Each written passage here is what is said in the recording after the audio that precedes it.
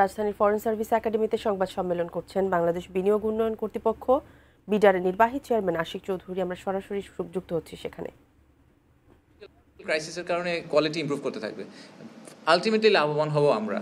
Any case পোর্টগুলো আমাদের রয়ে যাচ্ছে, সো আমাদের যে লোকাল 10-15-20 বছর পরে নিজেই আমরা এই কোয়ালিটির পোর্টগুলো চালাতে পারবো। আমি মেহেদী হাসান বলছিলাম একুশে টেলিভিশন থেকে।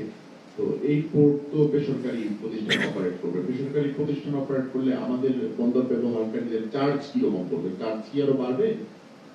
বন্দর আপনারা জানেন যে আমাদের একটা রেগুলেটরি বডি আছে, এবং রেগুলেটরি বডি আসে সেটা হচ্ছে যে একদম ফ্রি মার্কেট ইকোনমিতে আপনি যদি যান, ধরেন আজকে যদি আপনি নেদারল্যান্ডস দেখেন, যেখান থেকে ওদের হেডকোয়ার্টার, যেখানে নেদারল্যান্ডসে কিন্তু প্রাইস কন্ট্রোল না, it's a free market economy. Basically supply ডিমান্ডের উপর বেস করে পোর্টগুলো প্রাইসিং করে।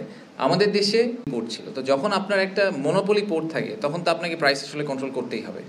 সো আপনাকে একটা নির্ধারিত মূল্য দিয়ে দিতে হবে, সো দ্যাট যারা সার্ভিস নিচ্ছেন এবং যারা সার্ভিস দিচ্ছেন কেউই ক্ষতিগ্রস্ত না হন।